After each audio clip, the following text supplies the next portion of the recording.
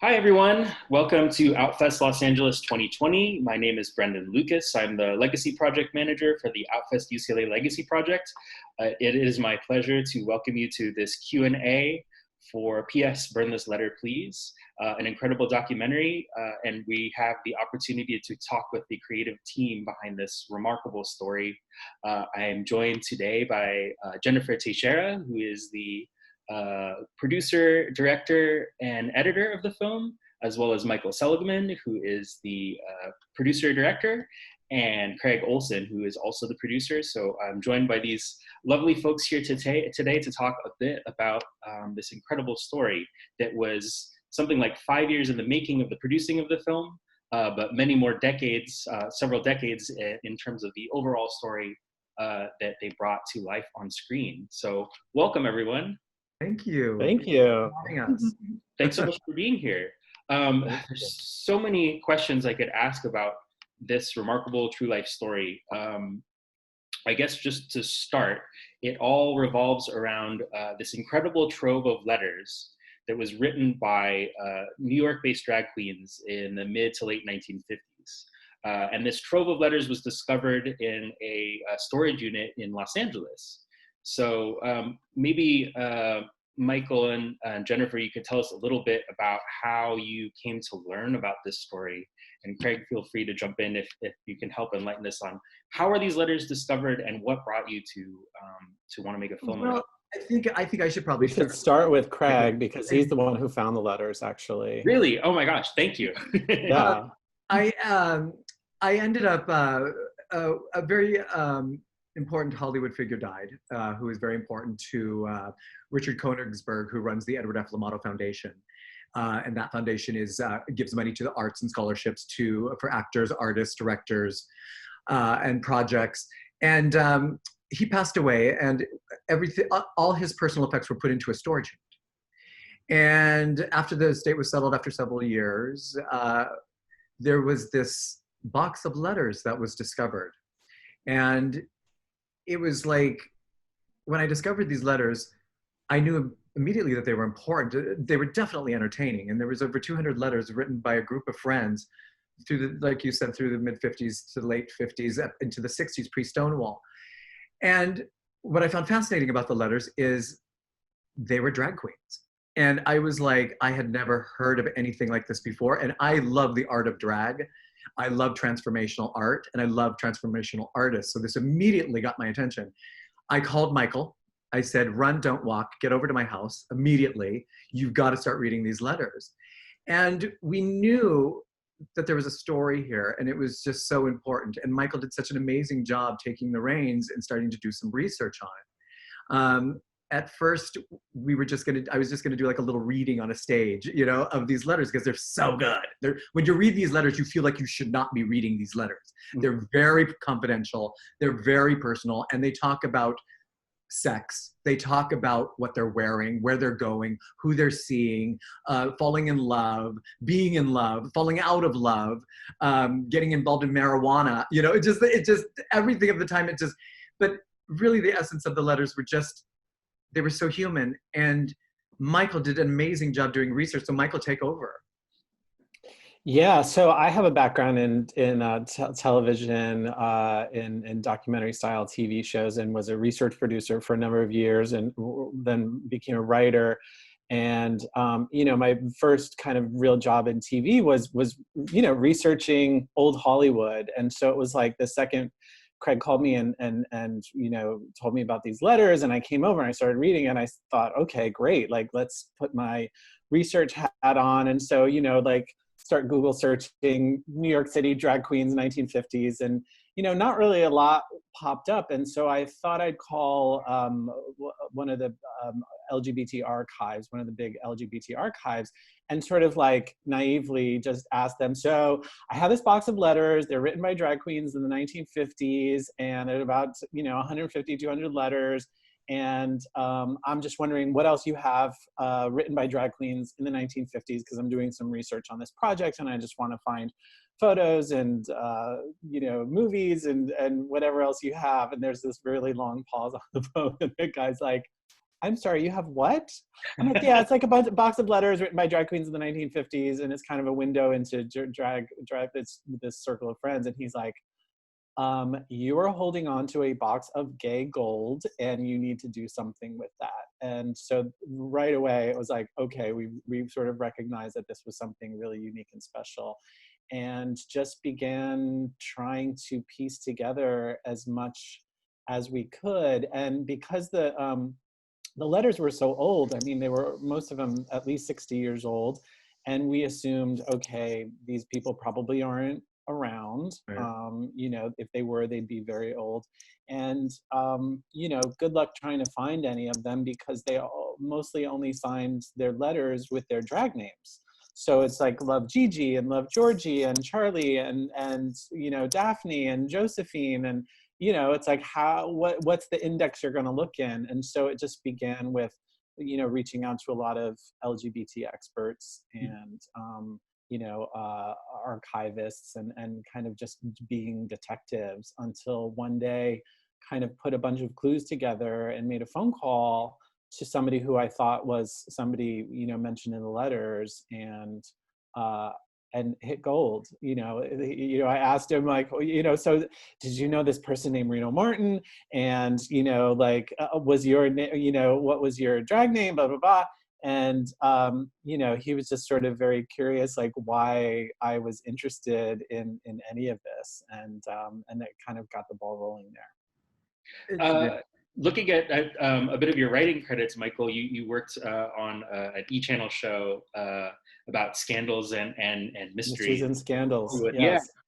So what kind of led you into that world? And I assume that helped you a lot in terms of the research. But could you talk a little Yeah. bit about that? Yeah. No, I've always been obsessed with history. I've loved writing. I love stories. I feel like, you know, the way we learn about ourselves and learn about our present is really by looking at the past. And you know, that's a cliche that history repeats itself. And you know, so for me, it was really exciting to start off my writing career reading about people like Judy Garland or Joan Crawford or Montgomery Clift, or these people who you know, lived these lives a long time ago, and you know, kind of seeing myself in some of these things. And so, you know, jumping into this project, it was so personal because, you know, although I'm not a drag queen, I certainly am fascinated with drag. Have spent, you know, several seasons working on RuPaul's Drag Race as a writer producer, and you know, Craig is a drag queen and has put me in drag more than a few times. And he's beautiful. And you know, so but it just felt personal because you know, as a queer person, you know, we don't grow up getting to learn about our history. You know, there's no high school classes. Certainly, you know, it's not a history that's passed on from, you know, parent to child the way most other kind of cultural histories are passed along. And, you know, for most of us, especially those of us born, you know, a while ago, you know, we had to find that stuff on our own. And even when we do locate bits and pieces of our history, it's not really the full picture. And a lot of it is, you know, it's very fragmented. And also, you know, looking at this particular story, and sorry, I know I'm talking a lot, but I'll just turn the mic over in a sec. But, you know, pre-Stonewall, pre-1969, you know, this image that we have of gay people is everybody was alcoholic, in the closet, miserable, ashamed, you know, hiding, you know, in dark places, and you know, that's this image that we have of, like I said, people prior to Stonewall, and then to read these letters that are dated at least a full decade and a half prior to that, and to see how well-adjusted, how happy, how secure these people are, and they sort of knew the dangers of what they were doing, and they certainly discuss that in the letters. But to see that, like, these people had a story and a life, and that they were, there was just like a kind of a buoyancy to the storytelling within the letters that just totally, you know, turned everything I thought, you know, we thought about this history on its ear. Yeah. And that was just so thrilling. So yeah. I have to commend you for this incredibly researched documentary that really reconstructs the world in which these letters were being written, and just breathes life into um, these letter writers who we sort of start to learn more about through the course of the film. Incredible photos from kind of clandestine drag balls, and as they slowly started to become more above ground, when they were legally permitted, which was an important reminder. It kind of harkens back to like The Queen, the movie, the famous drag documentary from the late 60s. Sure. Something I always ask is like, if it was illegal at the time, how is it that they were able to have these above ground celebrations? But from the photos, the letters, these incredible interviews that you captured, and I want to also talk about the incredible footage that is included in the documentary that really helps bring this world to life.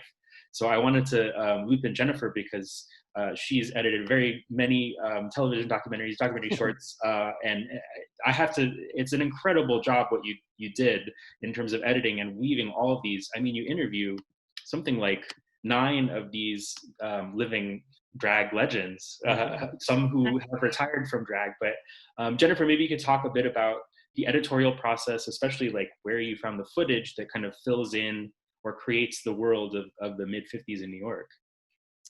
Sure. I mean, it was, well, as far as constructing the story, I think that we figured out very early on that each of their stories were so powerful and so creative. I mean, our queens are just, we're so in love, obviously, and we hope anyone who sees the film is as in love as we are. And instead of, what we realized was by trying to focus on one little thing, we were doing a disservice to this entire decade. And so we tried to construct it in a way, my partner Alex and I, who helped me edit the film, we wanted to construct the film in a way that represented an entire segment of forgotten history, an entire decade of history that, as Michael mentioned before, that hadn't ever been revealed, or, that we had a really hard time even discovering. I mean, I think that as far as never before seen archives, picture and moving, I think we're about around 40 never before seen archives. And a lot of it just came from Michael's amazing desire to track these archives down and his incredible persistence in finding and getting these sources to allow us to use it. But the thing that was so crazy is we were slated to premiere at Tribeca, and we were still finding archives that we had never seen before that included some of our queens from the letters a week before we were supposed to deliver. So this has been an ongoing process, and it just kind of is a nice reminder to show you, like, to think about what exists in people's basements and exists in people's attics and things that have been tucked away for so long. And if you keep digging and you keep digging, it's amazing what you'll find. So I think that, we also enlisted the help of a PI, which was really, really important. I think that because we're such a small team, there's basically 5 of us, that we needed more resources. And not only were they instrumental in finding some of the queens to fill in that narrative part, they were also instrumental in tracking down some of the people who own the archives, that, because you would see like a clip and we'd be like, where's that clip from? And then we'd have to find the archivalist and they wouldn't even know. And then it just would turn, as Michael can attest to, this crazy rabbit hole of discovery. And we would spend years. Sometimes I think we spent just as much time tracking down the archival as we did the queens themselves, years and years and years. So yeah, when all was said and done, I have this very, my dirty documentary habit, but I love documentaries with tons and tons of footage and tons of archival, and this definitely fell into that category. So it must have required a tremendous amount of discipline, because the story remains really tightly focused, even though you're across decades and following not only the letters but your subjects' memories as they retrace this history. It weaves all these threads together in a really just disciplined way. You don't get too lost in the weeds, as sometimes LGBT documentaries, there's this, I think people feel like they have to explain the history completely. and just through the interviews that you have with historians, with the queens themselves, it really blends it so perfectly, and it manages to be really emotionally affecting. So congratulations in that respect. One thing that we had, a comment that I loved from a very early screening we did was somebody, you know, there's always that comment about like, well, what about this part of history? What about this part of history? And a friend of mine, Zach, who's another amazing director, asked, well, who is this documentary for?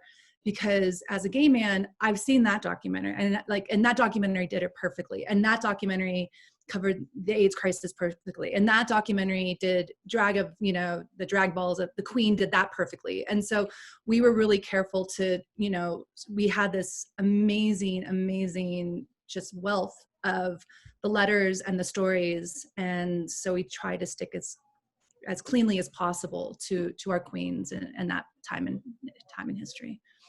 I'm kind of curious as far as like photographic archives and collections, who among your subjects or participants, I guess I'm specifically interested in like the drag queens themselves, like who were the collectors? Because I know like Henry Arango, aka Adrian, was like, he had his picture book and album and was just like, oh, that's, you know, such a rich, you know, maybe a little bit of self-promotion, but in the best possible way. So for sure. What were some of the documentary sources that you found? Yeah, I mean, almost all of our queens had some, I think, except for maybe Tish and a couple Tish of the had a ton. others. Claude didn't have Claude, right. Yeah. Everybody had something. Everybody had a few photographs here and there.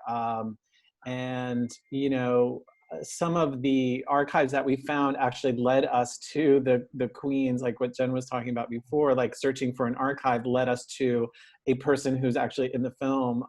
And, you know, so yeah, I think they all held on to something. And yeah, go ahead. And what's interesting is you have to understand during this time period, people didn't have phones in their hands where they just took pictures all the time. People didn't have cameras at the ready all the time. And these queens, these New York queens, were so photographed and in little films and they were the best drag queens in New York City at the time. They were so real.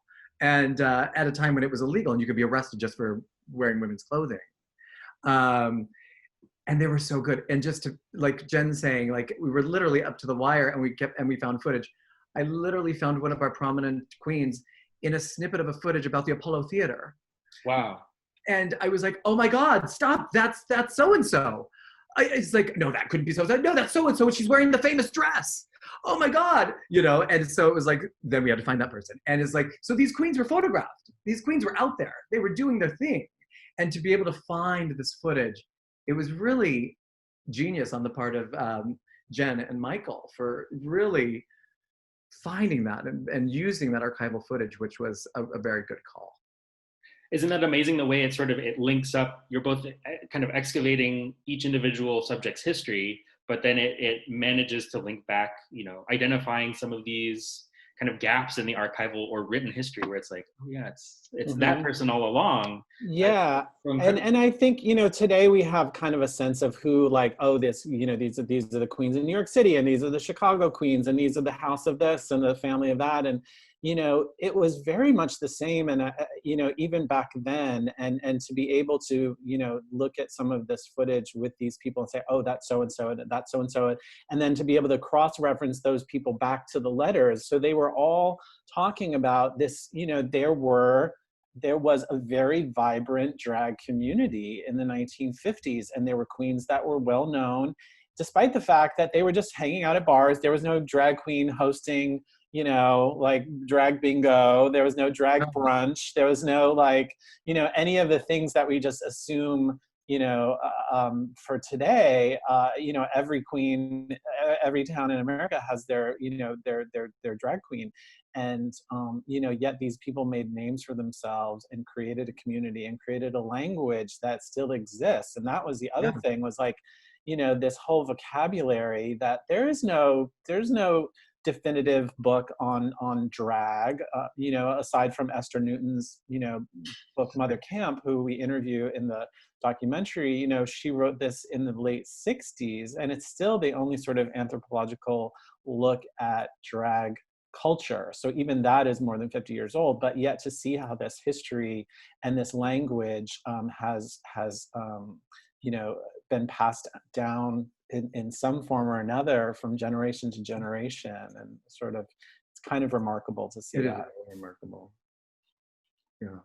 And they were the pioneers of drag. They were literally the pioneers of drag in America, you know, in that, for that period. And for like doing drag, it's like, and being just somebody who loves the art of drag and performs and gets paid to perform.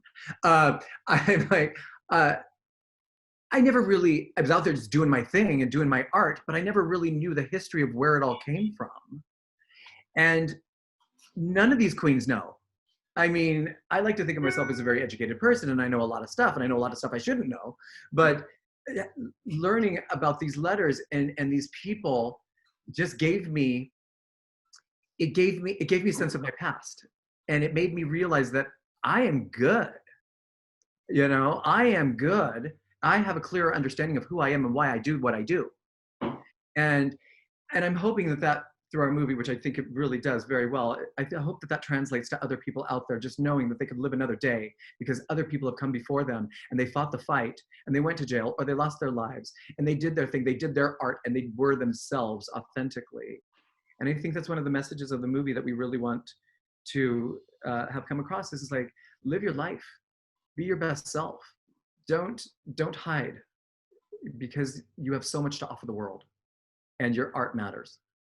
One of the themes I noticed in some of the films, especially this year, was sort of that intergenerational connection, which I think this film does so beautifully. I think it's a testament to what these people lived through, whether it was trying to avoid violence at home, whether it was trying to avoid police detection and capture, whether it was like trying to meet guys, whether it was navigating transition, being a trans person in the late 50s was almost, you know, it's almost unthinkable for us now, how much even more difficult it would be. So I think it's a wonderful testament in that respect. And I think it's so important to, and you've done it so well, is to show for younger generations and those who come after us, it's like, this is what people went through. And that a lot of these people, thankfully, are still here, and that it's important to get in touch and establish those connections when we can. I wanted to, I know this is a spoiler-free Q&A, so I wanted to loop back around and ask a little bit more about to whom these letters were written. So could you tell us a little bit more about Reno Martin and how he's a New York DJ and radio personality? How did he know these queens? These letters, and what's surprising to me was these letters were all written to a man named Reno Martin. And Reno Martin was a DJ, a very young man in the early 50s, in his 20s. And he was Italian. He came from Mount Vernon, New York. And all these letters were to this man named Reno. And without being a spoiler, this movie is, you know, about this man named Reno Martin. Well, Reno Martin turns out to be a very prominent Hollywood figure that everybody would probably know of him through some sort of a connection in Hollywood by some of the biggest stars. And I knew this person, and Michael knew this person, but we did not know about any part of this in his life. He shared a lot of stuff with us, but he did not share this.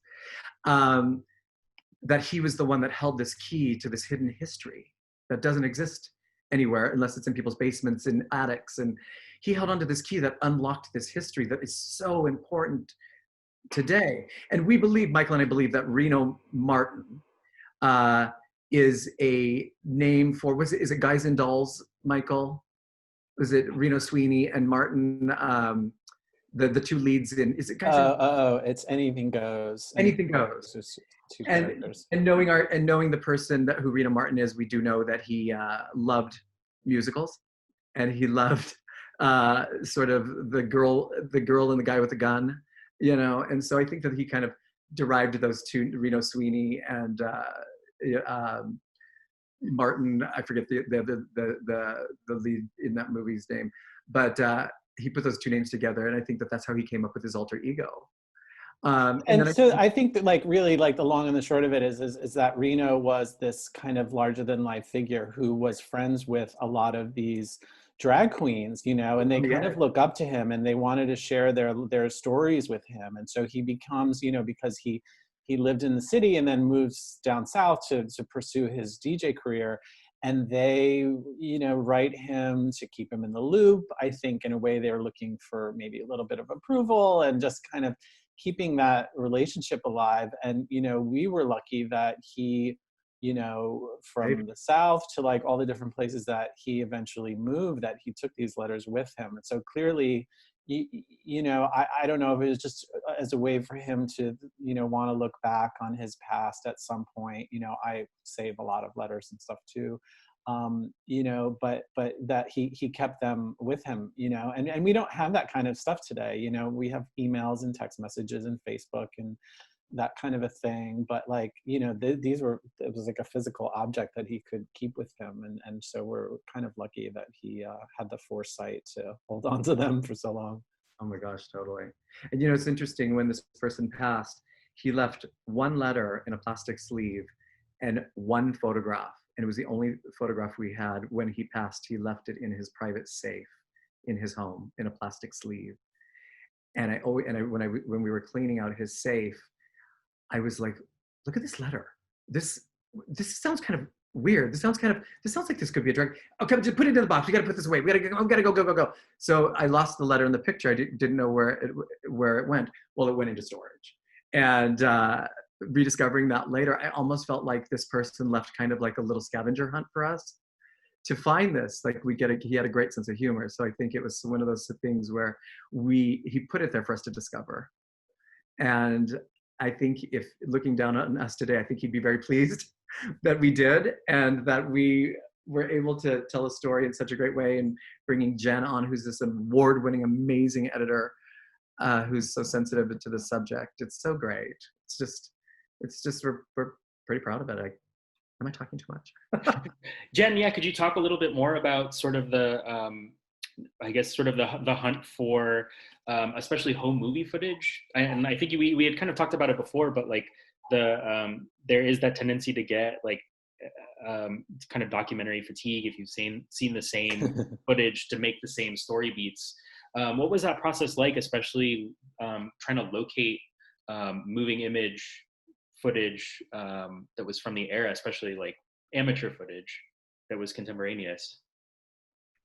Yeah, so I mean, it was all just I'm trying to think back to when it all began. I mean, one thing, it's hard to pinpoint. It's kind of like one thing would lead to another, which would lead to another, which would lead to another, which would lead to another. So I do think that one thing that we were really aware of is a lot of the footage that we would find has been seen before. You know, we're talking about the arrests, you know, well, that's the whole opening of The Beginners, or, you know, all the stuff, or like, you know, talking about drag balls. Well, it's the Queen footage. And so we were really big on, a funny little side note was, we didn't think that we would be able to tell this story with archive. We had looked for a couple of years and we're like, it just doesn't exist. So we actually, as a team, shot recreations for all this. We shot recreations of all their stories, and then simultaneously, but we never stopped looking for the archives. About a year post recreations, we kept discovering more and more and more archives that had never been discovered. One of the moving picture archives that we discovered actually was, as Michael alluded to, led to the discovery of another one of our queens, which was also very late in the process. So we're like, we have to have him in here. Let's recut the whole film. Yeah. So it was just, you know, we were really careful about not showing things that the community had already seen, already been exposed to. Not saying that those aren't amazing archives, but there was just so much more. And then also learning that the way in which some of the archives that had been used were used incorrectly.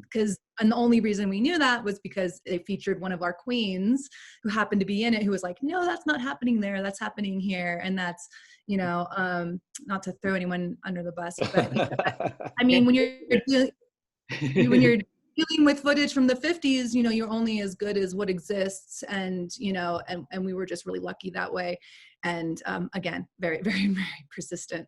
Yeah. So, and I think that when we watch the film, we're so incredibly proud of what we were able to scrounge up. I mean, it was just such a scrappy process and endless, it seems. And I think that we're still really keep going, the process is still happening for us because we are in contact with so many archives and people who, like yourself, have this obsession with archives.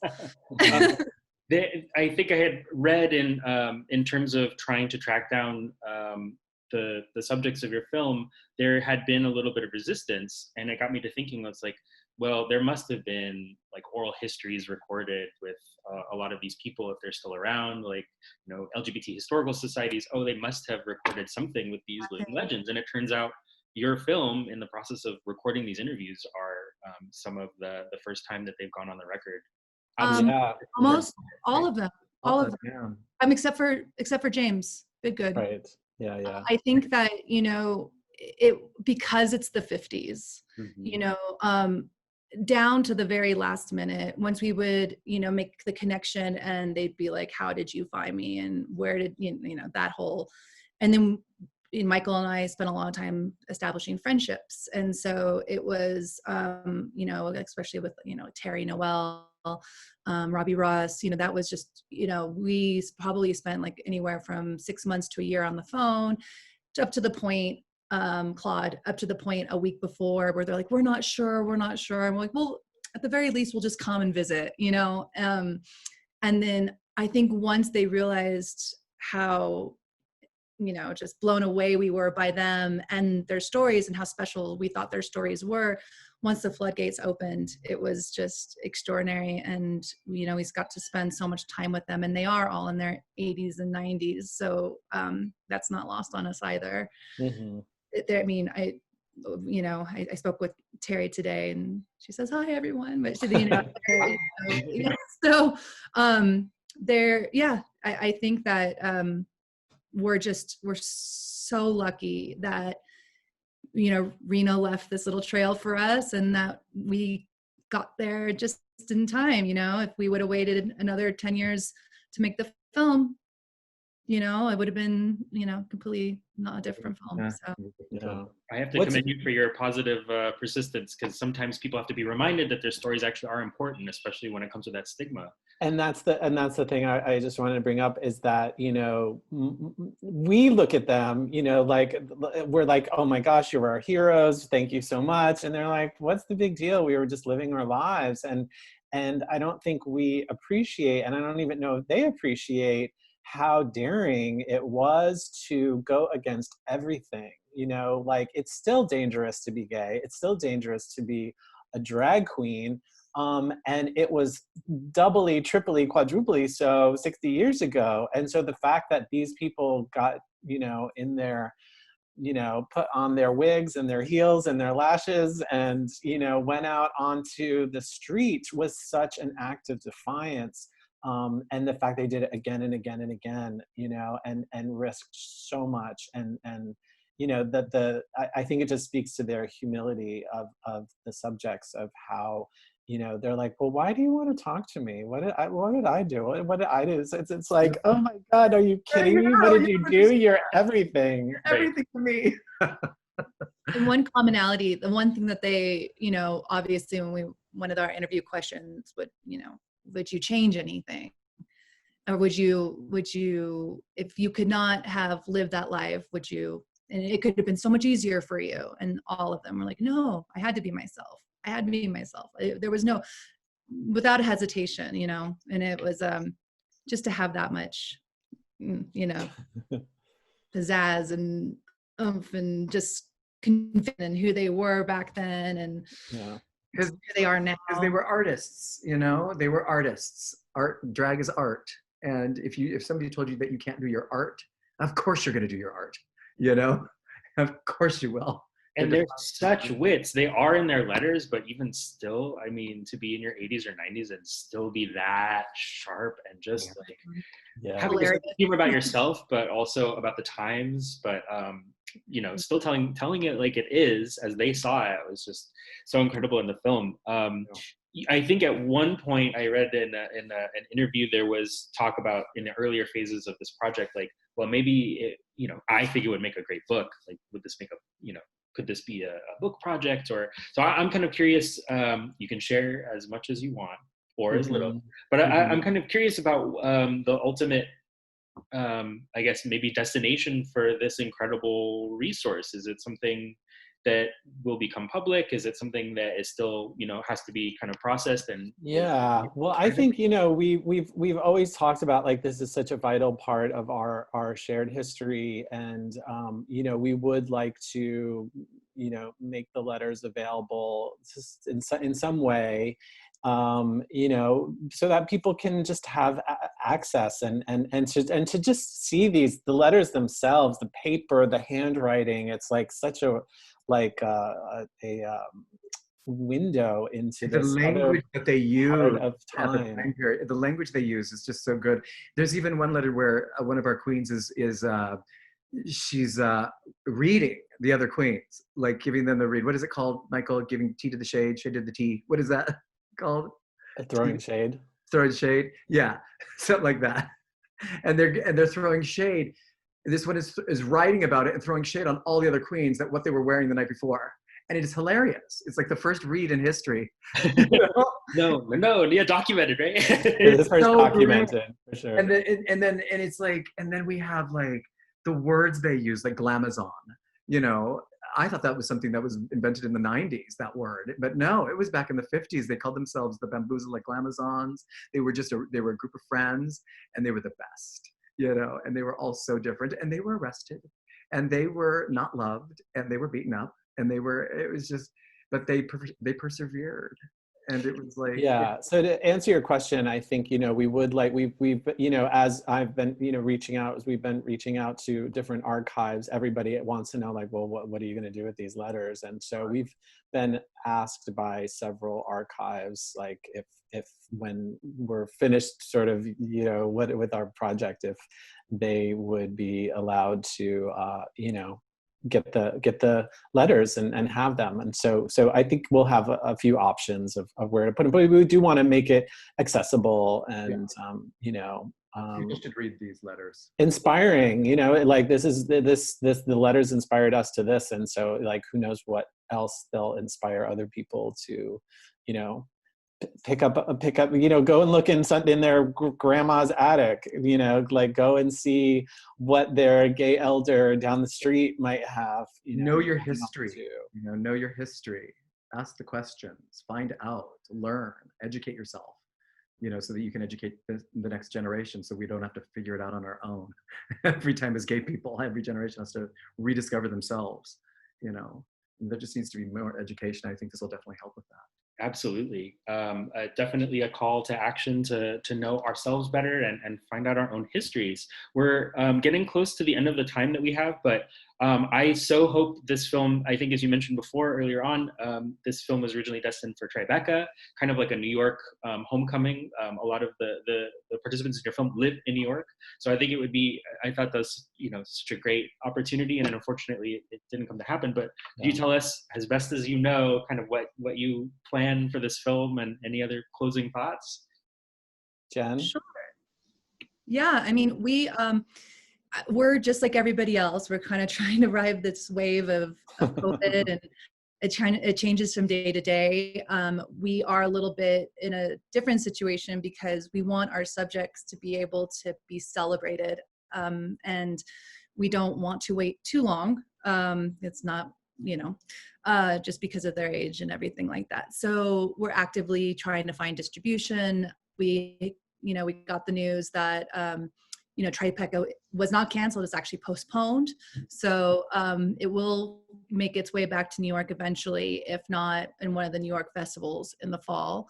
But we're really open to just trying to get it into the biggest, or into as wide of an audience as possible, as quickly as possible, without compromising, without compromising too much. So we were looking for that great situation, but that I think that we all agreed that Outfest it made sense. This is going to be our first time in front of an audience, and an audience who we really made the film for. And I get choked up thinking about it, but and the fact that there is going to be a physical screening in the form of a drive-in, it just shows you how people are adapting and coming up with really cool ways to get their work out there. And this is definitely, such a passion for the three of us and the five our other partners who are on the call with us. But yeah, so we're very excited. It's a tremendous work, and I also hope that as many people who need to see this movie, and the people maybe who don't know that they think, or don't know they need to see it, because it's such a rich history, and I think it really will change the way people think about this period and our lives today. So thank you so much for bringing this film to Thank you. Thank you, Brendan. And we look forward to screening it at the drive-in, and I look forward to seeing more of what this discovery brings, and what you are putting out into the universe. So thanks so much. Great. Thank you so much. Thank you so much, and we'll see you around. Okay. Bye. Bye.